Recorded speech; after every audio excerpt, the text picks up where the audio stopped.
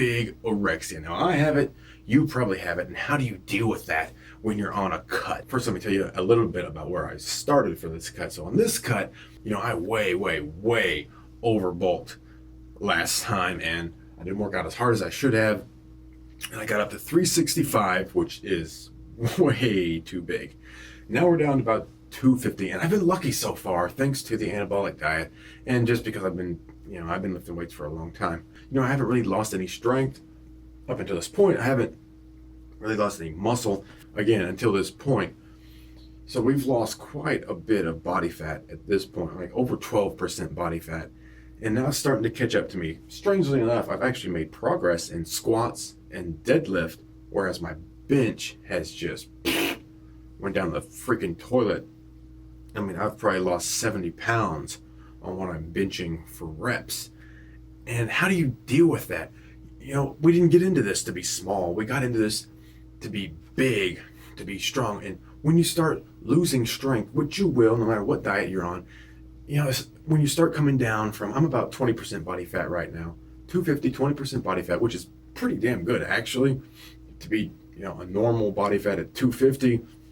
This is an extra large shirt. I can wear large shirts. This was actually pretty loose on me. Getting down to an extra large or a large, it kind of messes with your head, and then add that into the strength losses. When you see the number of plates you're using go down, man, it can really be something that messes with your head. If you're in the gym, if you go to a gym and the guy next to you is, throwing up 300, 400, 500, and you're saying, man, I used to be able to do that 3 months ago, and now I'm just sitting here doing 225. I feel like a douche, and it's tough. But what you have to remember is this isn't forever. This cut isn't forever. And you are going to be much happier. Trust me, I've been on all sides of this. You're going to be much happier if you get down to your ideal body fat percentage first before you start bulking, or before you start bulking again, depending on how long you've been doing this. So I've been doing this a long time. I've been 185, I've been 365, I'm 250 right now. I've been everywhere in between this. And I can tell you for a fact, don't get caught in the yo-yo of I have to cut, and then get in the yo-yo of I have to bulk, and then cut, then bulk. And you're doing it in these short spurts, and you never get anywhere. Or you get caught in the cycle, like I have, of constant bulking, where you're always trying to build muscle and get bigger. Like I wanted to be 300 pounds several years ago. I wanted to be 300 pounds. So I did whatever it took. And then what happens when you hit 300 pounds? Well, guess what? We still have that bigorexia, no matter what size we are. So at 300 pounds, what did I do? I want to get bigger. I want to get bigger. Yeah, a lot of it was fat. And it doesn't stop no matter what size you are. So the main point is, remember, this cut isn't forever. It's not forever. You're going to hit your ideal body weight. Let's say it's 10%. So once you get down to 10%, you're going to be much happier with your bulk after that than if you start at around 15%, which 15% is fine if that's where you want to be. But let's just say you're around 17, 18, 20, 25%, and you want to get down to somewhere where you're cut, where you have abs. So that's around 8 to 10%. Some guys can get it around 13. It's all about genetics. So say you're coming down from 25%, you get down to 15. That's pretty damn good already, getting down to 15%. Now you're going to start losing strength at that point if you've been training for a while. If you haven't been training for a while, you may not see those strength losses. If you've been training for a while, then you probably will, because you're already pushing massive amounts of weight. So you're going to be really tempted to say, well, I'm 15%. That's not bad. I mean, that's, if you're in America anyway, 15% body fat is pretty damn good, right? You're gonna say, look, I just gotta get big. I gotta get strong. You're gonna have to listen to me. I know it's tough. I know your mind messes with you. I know the meals suck sometimes. Now on an anabolic diet, they don't really suck, but that's a different video. But regardless, you're eating less. You're probably trying to do more volume to really pound out those calories, right? You gotta pound out those calories. You have to be in a deficit constantly. And I like to do refeeds so my metabolism doesn't just shit the bricks, because that's just how I work. And you're going to want to stop, and you're going to want to bulk. You can't do that. Stay on your cut. Trust me on this. Stay on your cut. Once you hit that 10%, we're just going to say it's 10% just because it's easy. So once you hit that 10% and you start your bulk, you're going to be much happier, because you're actually going to see the progress much more than you would if you were at 15 or 20% body fat. You're going to see the striations and the separations and the definition and the veins and all that shit that you want. you're not going to see that as much at 20%. Like I said, I'm at 20% and I look okay. You know, I look pretty good. I don't have near as much definition as I want.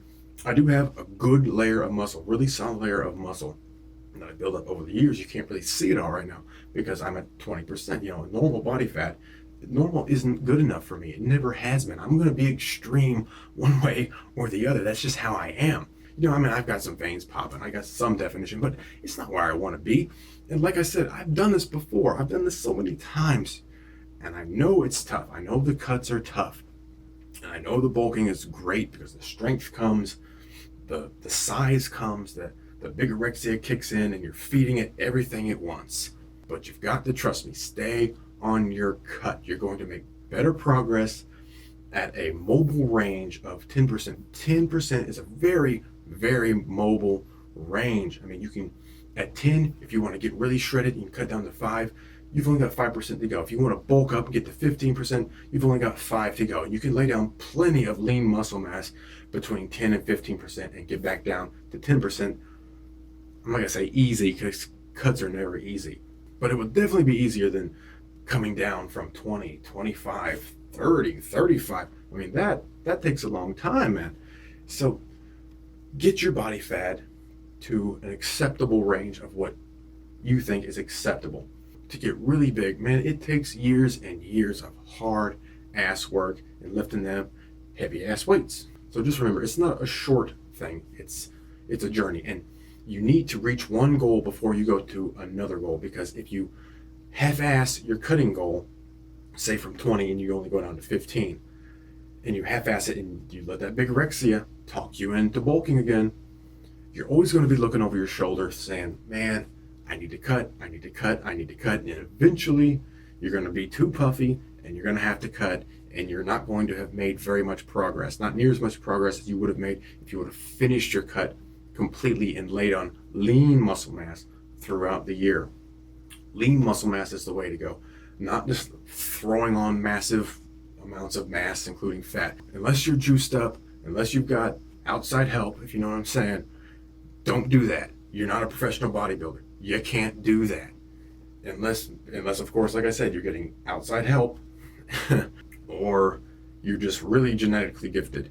Don't be bulking up so you've got 50, 60, 70 extra pounds of fat to lose. Don't do that. Don't do that. You're just setting yourself up to fail. Remember why you wanted to cut and focus on that. And once you hit that goal, then you can set your new goal. Whether it's to get super shredded from 10 or whether it's to bulk up a bit, gaining only lean mass, not going crazy, maybe bulking up to around 15, maybe. I mean, that's for me. Like I said, I've been on all sides of this. I've been down to 185, I've been 365.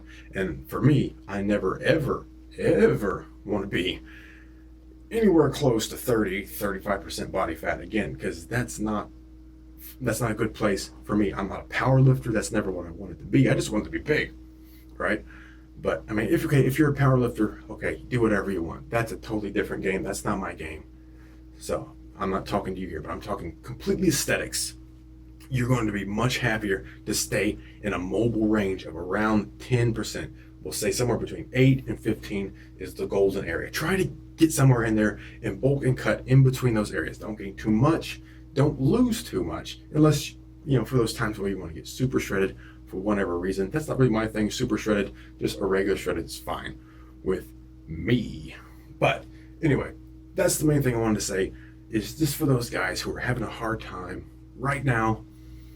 Listen, it's going to get easier once you hit your goal. Once you hit your goal, you're going to be able to say, okay, I stuck with it. I accomplished this goal. Now I can set a new goal and I can accomplish that goal. That's how you make progress in this sport, in this hobby, in this lifestyle, whatever you want to call it.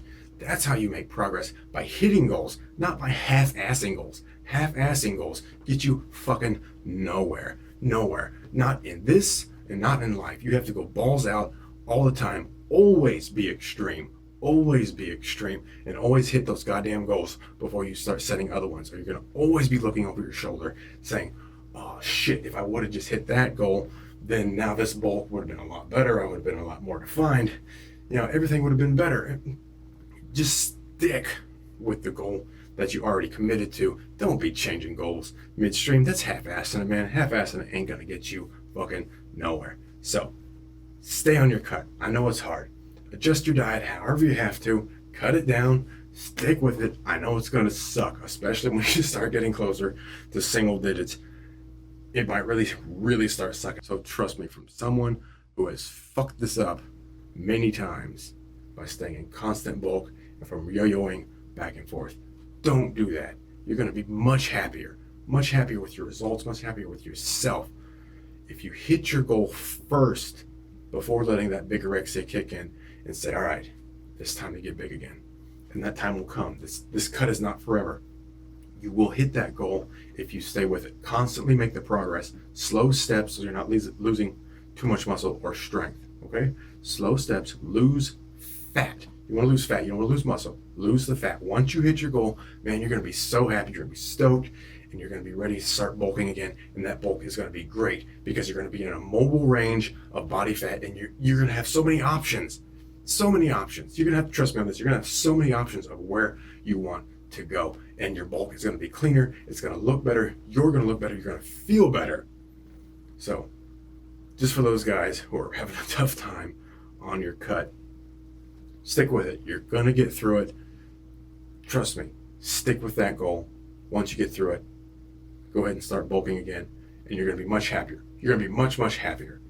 Trust me on that.